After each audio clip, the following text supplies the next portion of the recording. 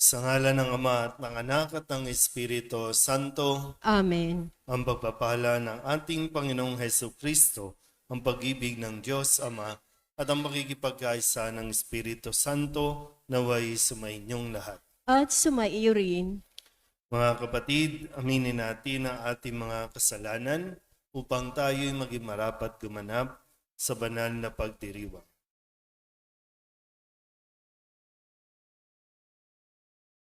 Sinugong tagapagpagaling sa mga nagsisisi, Panginoon, kaawaan mo kami. Panginoon, kaawaan mo kami. Dumating na tagapaganyayang mga makasalanay magsisi, Kristo, kaawaan mo kami. Kristo, kaawaan mo kami. Nakaluklok ka sa kanan ng Diyos Ama para ipamagitan kami. Panginoon, kaawaan mo kami. Panginoon, kaawaan mo kami. Kaawaan tayo na makapangyarihang Diyos, patawarin tayo sa ating mga kasalanan at patnubayan tayo sa buhay na walang hanggan. Amen. Manalangin tayo. Ama naming makapangyarihan, pinangangatawanan mong manahan sa mga may loobing tapat at maaasahan. Sa kagandahang loob mo, kami naway makapamuhay bilang mga mapalad na maging iyong tahanan sa pamamagitan ni Jesucristo kasama ng Espiritu Santo magpasawalang hanggan. Amen. Maupo po ang lahat.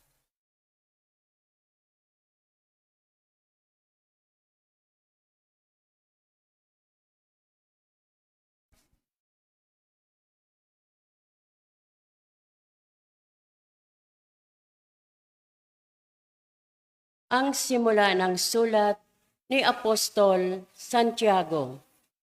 Mula kay Santiago, alipin ng Diyos at ng Panginoong Heso Kristo, ipinaaabot ko ang aking pagbati sa mga hinirang ng Diyos, mga hinirang na nasa iba't ibang bansa. Mga kapatid, magala kayo kapag kayo'y dumaranas ng iba't ibang pagsubok, sapagkat alam ninyo na lalong magiging matatag ang inyong pananampalataya matapos ninyong pagtagumpayan ang mga pagsubok na iyan. At dapat kayong magpakatatag hanggang wakas upang kayo'y maging ganap at walang pagkukulang. Ngunit kulang ang karunungan ang sinuman sa inyo. Humingi siya sa Diyos at siya'y bibigyan, sapagkat ang Diyos ay saganang magbigay at di nanunumbat. Subalit ang humihingi di dapat manalig at huwag mag-alinlangan, sapagkat ang pag-aalinlangan ay parang alon sa dagat na tinataboy ng hangin kahit saan. Huwag umasang tatanggap ng anuman mula sa Panginoon. Ang taong pabago-bago ang isip at di alam kung ano ang talagang ibig. Ikararangal ng dukhang kapatid ang pagkakataas sa kanya ng Diyos, at ang mayamang kapatid ang pagkakababa sa kanya, sapagkat ang kayamanan ay lilipas gaya ng bulaklak ng damo. Ang damoy natutuyo sa matinding sikat ng araw, nalalagas ang kanyang mga bulaklak at kumukupas ang kanyang ganda. Gayon din naman, ang mayaman ay mamamatay sa gitna ng kanyang mga kaabalahan. Ang salita ng Diyos. Salamat sa Diyos. Salmong tugunan ang ating pong itutugon. Puon ako'y kahabagan upang mabuhay kailanman. Tayo pong lahat. Puon ako'y kahabagan upang mabuhay kailanman.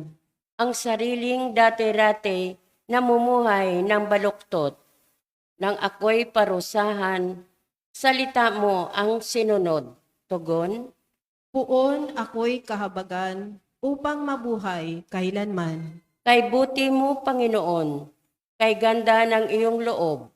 Sa akin ay ituro mo ang bigay mong mga utos. Tugon, Puon ako'y kahabagan upang mabuhay kailanman.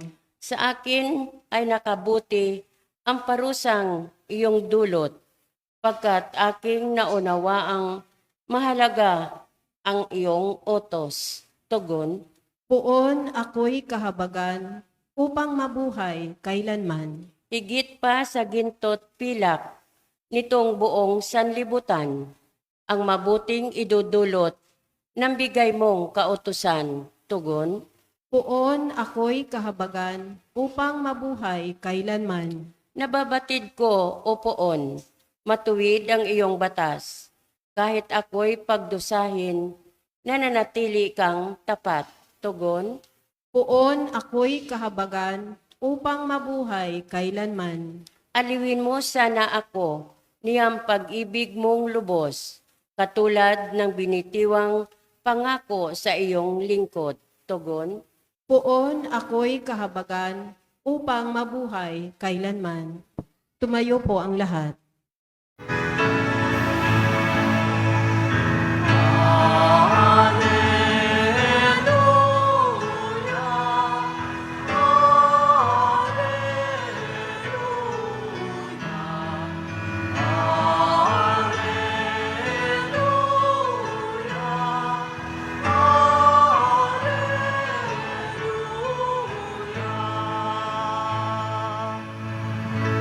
Sa daigdig ay laganap,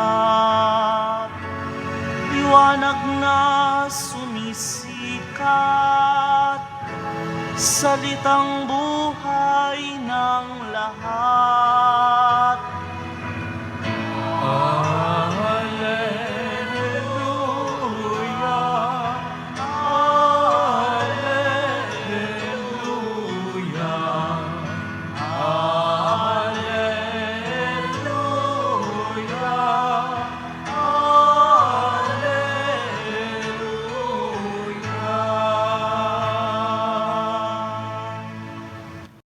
Sumainyo ang Panginoon. At sumaiyo rin.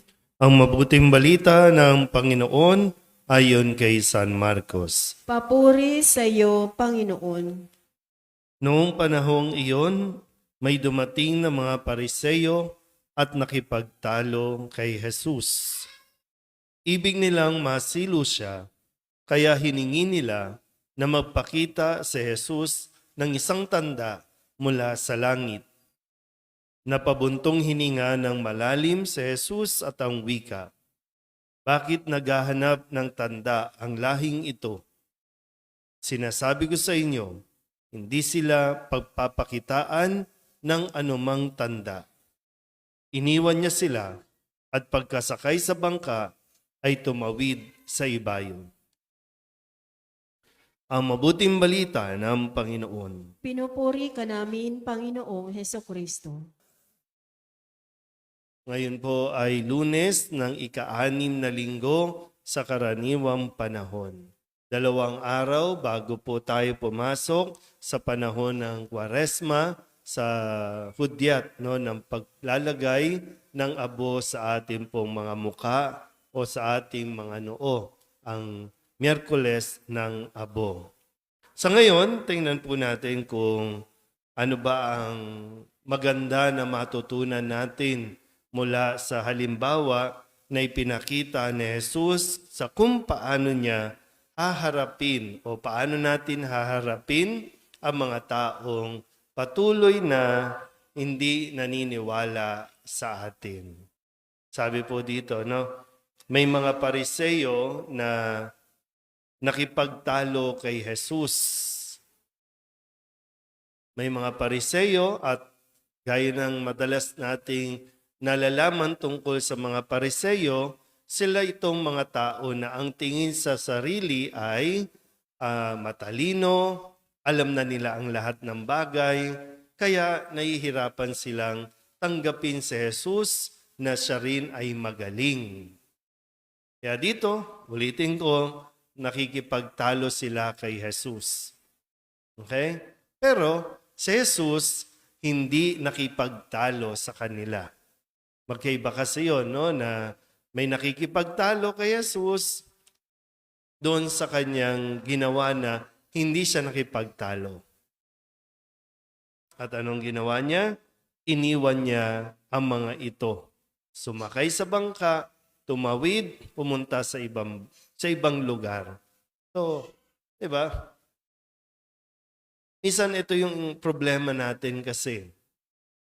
Yung salita natin na patola tayo masyado, no? Sabihin nyo nga sa katabi ninyo, huwag kang patola.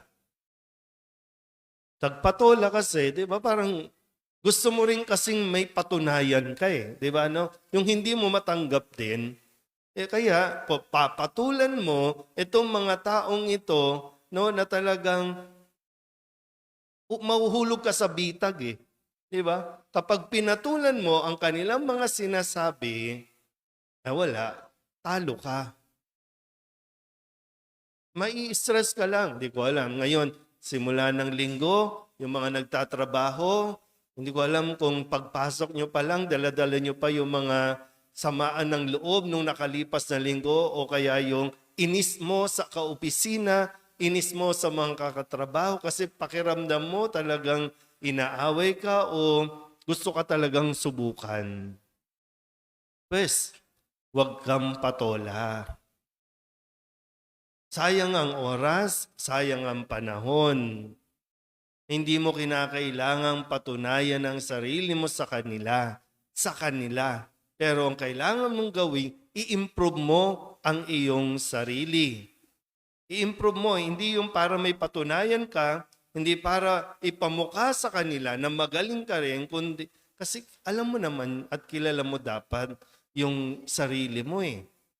Alam mo kung saan ka magaling, alam mo kung saan ka dapat nag-i-improve at gagawin mo yan para sa sarili mo, hindi para sa kanila. Gagawin mo yan para sa mga taong naniniwala sa iyo at hindi doon sa mga taong ayaw talagang maniwala sa iyo. Hindi ko alam kung ano ba.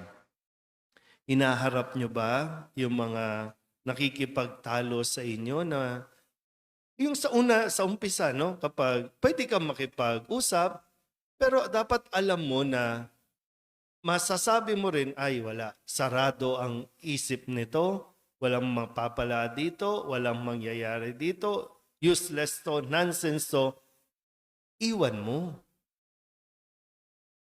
Ayun, sa ngayon, sa modernong paraan natin, huwag ka nang mag-comment. Kahit na mag-comment sa post mo, huwag ka nang mag-comment. Comment back ka ng comment back.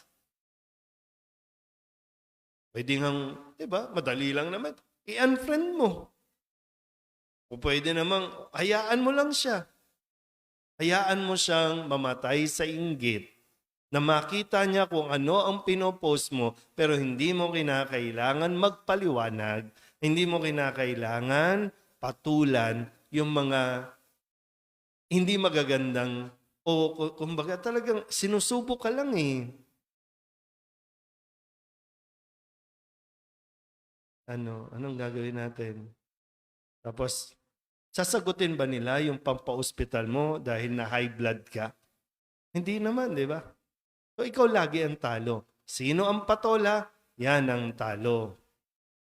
Kasi may mga taong mang-iinis lang talaga.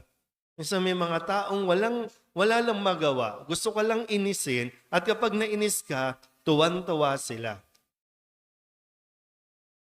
Mag-focus ka na lang sa pamilya mo.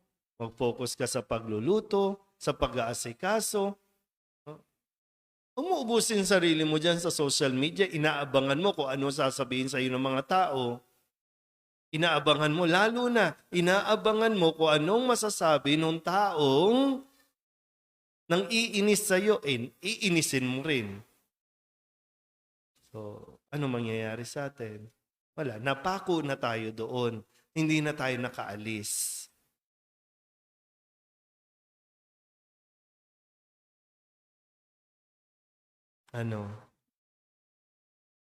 Kapitbahay nyo, patola ka rin, di ba? Sa inyo kasi, no? Talaga, kapitbahay lang, no? Pero sa iba, sa sitwasyon, yan, sa eskwelahan, sa trabaho, sa komunidad, kaya nagkakaroon ng mga depression, anxieties, na kung ano-ano, dahil lamang sa ganitong pagpapatol natin sa mga taong gusto ka lang namang subukan at gustong patunayan na tama sila at ikaw ang mali. May mga pagkakataon, siyempre, kung talagang pagninilayan mo, may mali ka o mayroong kaya talagang kailangan i-improve, hindi gawin mo. Para mas maging maayos po ang ating pamumuhay araw-araw. Masayang mabuhay. No? Masarap mabuhay nang hindi ka nagpapastress sa mga taong hindi dapat. No? Huwag mong patulan, iwan mo, lumayo ka, mag-focus ka sa mission mo, mag-focus ka sa gawain mo. Amen?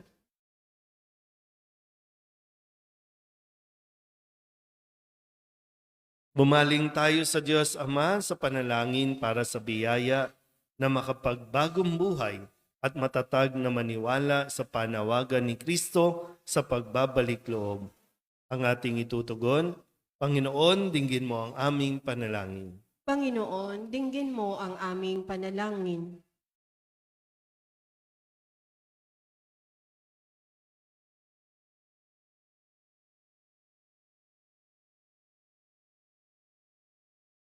Ang mga pinuno ng simbahan, naway walang kapaguran maging tagapaghatid ng mensahe ng Diyos ng pagsisisi sa mga taong may tunay na pusong naghahanap sa Panginoon. Manalangin tayo sa Panginoon. Panginoon, dinggin mo ang aming panalangin. Bilang mga makasalanan, naway nasa malalim nating maunawaan ang pag-ibig at awa ng Diyos para sa lahat ng nagbabalik loob sa Kanya ng may kababaang loob at nagsisising puso. Manalangin tayo sa Panginoon. Panginoon, dinggin mo ang aming panalangin. Tayong lahat, naway magkaroon ng malalim at tunay na pananampalataya sa Diyos na hindi naikakahon sa mga panlabas na anyo ng ating pananampalataya. Manalangin tayo sa Panginoon. Panginoon, dinggin mo ang aming panalangin. Ang mga may sakit, naway makaunawa sa walang patid na pag-ibig ng Diyos sa gitna ng kanilang mga dinaranas na pagsubok at paghihirap. Manalangin tayo sa Panginoon. Panginoon, dinggin mo ang aming panalangin. Ang mga namatay naway makatagpo ng kapayapaan at kaligayahan sa kaharian ng Diyos. Manalangin tayo sa Panginoon. Panginoon, dinggin mo ang aming panalangin. Dulutin natin sa Panginoon ang ating mga personal na kahilingan at mga panalangin para sa ating mga pamilya. Kasama ang mga kahilingan ng mga nanonood sa online. Lahat ng mga misang pasasalamat, special na intensyon, agarang paggaling ng mga may sakit, at ang lahat ng mga kaluluwa ay nihiling na ipagdasal sa misang ito.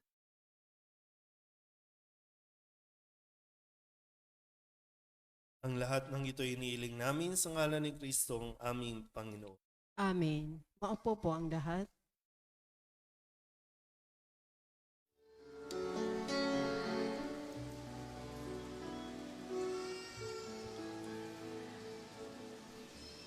Panginoon,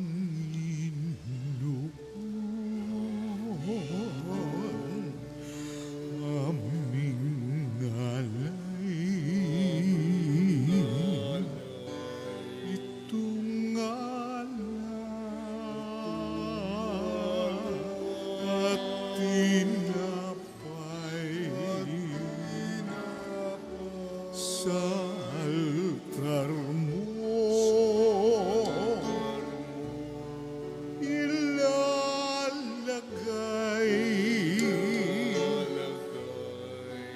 Tanggapin sa iyong kamay.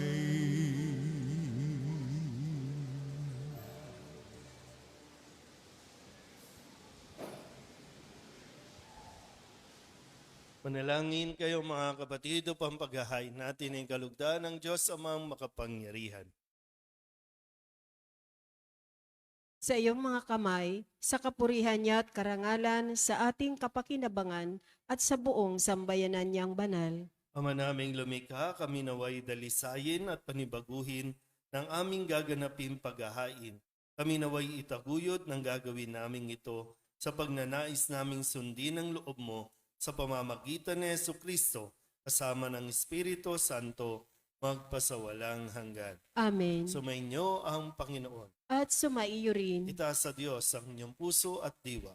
tinaas na namin sa Panginoon. Pasalamatan natin ang Panginoong ating Diyos. Marapat na siya ay pasalamatan. Ama naming makapangyarihan, tunay nga marapat na ikaw ay aming pasalamatan sa pamamagitan ni Jesucristo na aming Panginoon. Utang na loob ang nagbubunsod upang gunitain ang kamatayan niya para kami buhayin. Pagtitiwala ang sanhi ng ligayang di malilimot sa pagkabuhay niyang sa aming kaloob. Pag-asa ang dahilan ng pagiging handa para sa pagbabalik niyang totoong dakila. Kaya kaysa ng mga anghel na nagsisiawin ng papuri sa iyo nang walang humpay sa kalangitan, may nagbubunyi sa iyong kadakila.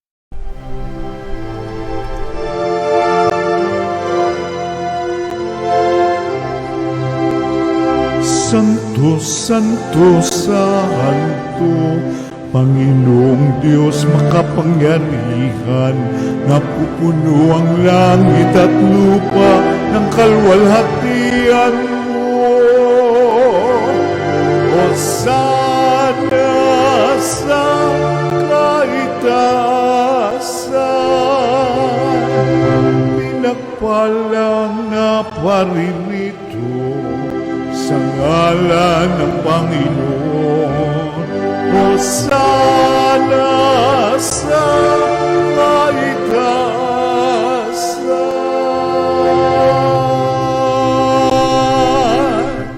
Ama naming banal, ikaw ang bukal ng tanang kabanalan. Kaya sa pamamagitan ng iyong Espiritu, gawin mong banal ang kaloob na ito upang para sa aming maging katawan at dugo aming Panginoong Hesu Kristo. Bago niya pinagtiis ang kusang loob na maging handog, hinawakan niya ang tinapay, pinasalamatan kaniya, pinaghati-hati niya iyon, iniabot sa kanyang mga alagad at sinabi, tanggapin ninyong lahat ito at kanin, ito ang aking katawan na ihahandog para sa inyo.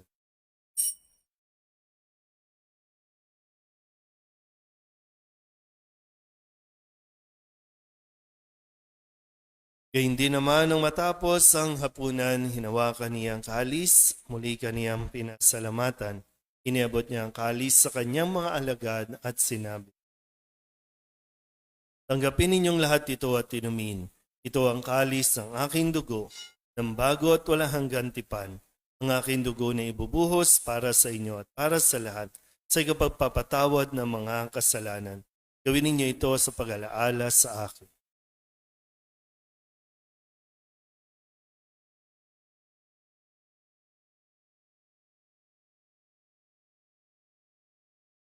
Ipagbunyi natin ang misteryo ng pananampalataya. Si Kristo'y namatay, si Kristo'y nabuhay, si Kristo'y babalik sa wakas ng panahon. Ama, ginagawa namin ngayon ang pag-alaala sa pagkamatay at muling pagkabuhay ng iyong anak. Kaya tiniaalay namin sa iyo ang tinapay na nagbibigay buhay at ang kalis na nagkakaloob ng kaligtasan. Kami nagpapasalamat dahil kami iyong minarapat na tumayo sa harap mo para maglingkod sa iyo. Isinasamo namin kami magsasalo-salo sa katawan at dugo ni Kristo ay mabuklod sa pagkakaisa sa pamamagitan ng Espiritu Santo. Ama, lingapin mo ang iyong simbahang laganap sa buong daigdig. Puspusin mo kami sa pag-ibig kay San Leon na aming Papa at ni Jose na aming Obispo at ng Tanang Kaparian. Alalahanin mo rin ang mga kapatid naming nahimlay na may pag-asang sila'y muling mabubuhay, gayon din ang lahat ng mga pumanaw. Tawaan mo sila at patuloyin sa iyong kaliwanagan. Tawaan mo at pagindapating kaming lahat na makasalo sa iyong buhay na walang wakas. Kaysa ng mahal na Birhen Maria na ina ng Diyos, ng kabiyak ng puso niyang sa San Jose. Kaysa ng mga apostol at ng lahat ng mga banal na namuhay dito sa daigdig ng kalugod-lugod sa iyo. May pagdiwang nawa namin ng pagpupuri sa ikararangal mo sa pamamagitan ng iyong anak na aming Panginoong Heso Kristo. Sa pamamagitan ng Kristo, kasama niya at sa Kanya, ang lahat ng parangal at papuri ay sa iyo, Diyos Amang makapangyarihan, kasama ng Espiritu Santo, magpasawalang hanggan. Amen.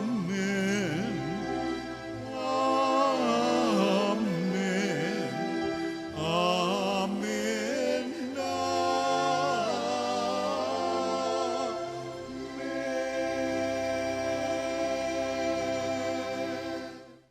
Sa tagubilin ng mga nakagagaling na utos at turo ni Jesus sa Panginoon natin at Diyos, pahayag natin ng lakas loob.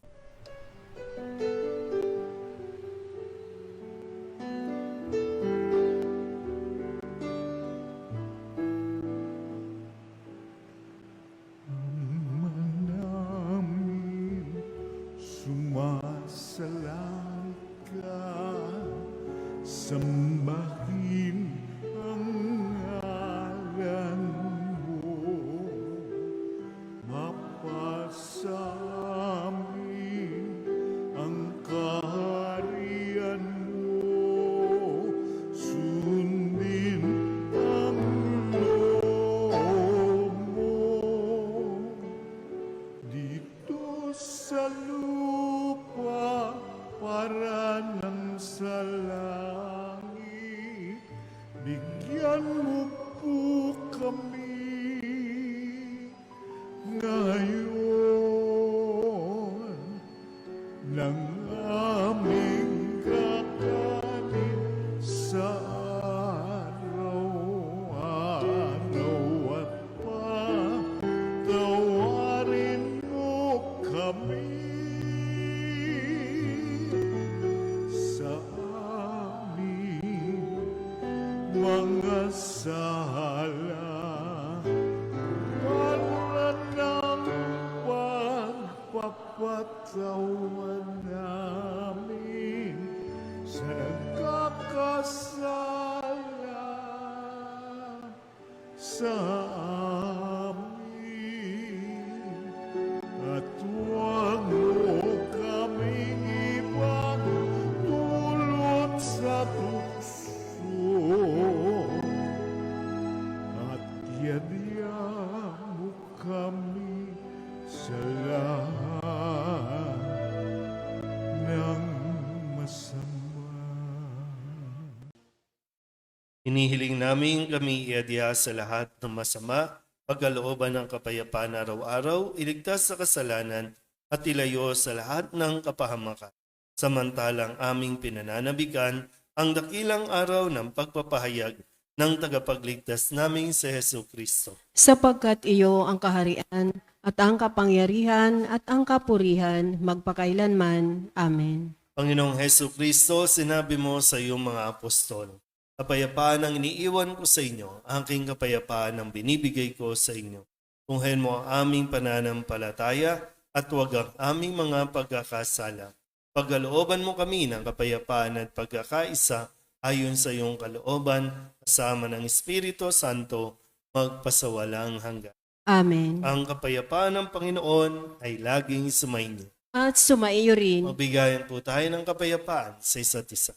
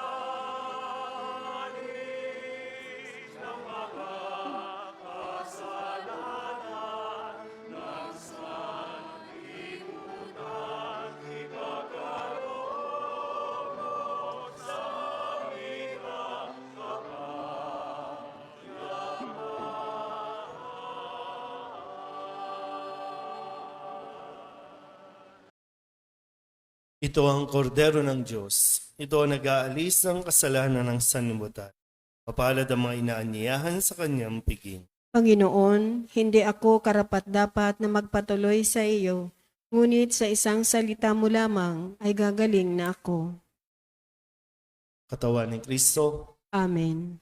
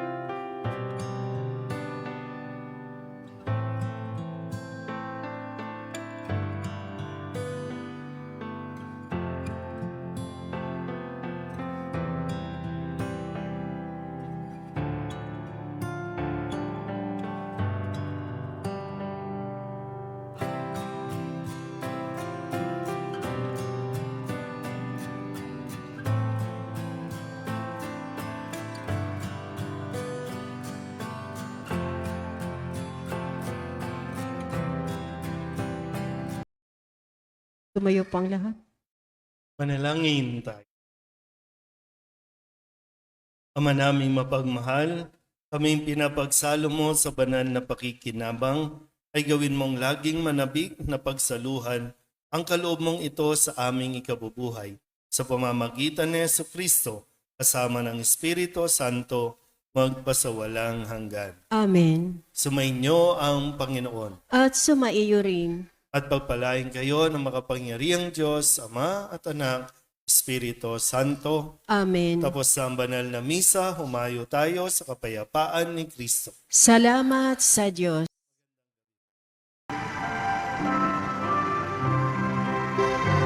Nuestro Padre Jesus Nazareno, sinasamba ka namin, pinipintungo ka namin, aral mo ang aming buhay at kaligtasan.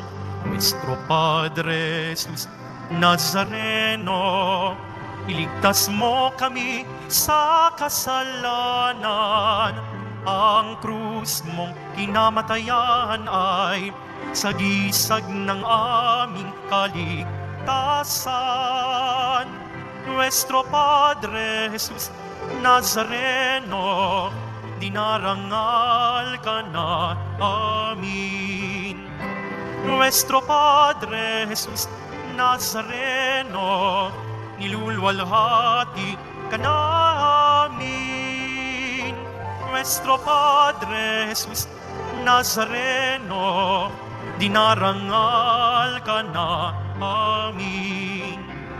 Nuestro Padre Jesus Nazareno, nilulwalhati ka namin.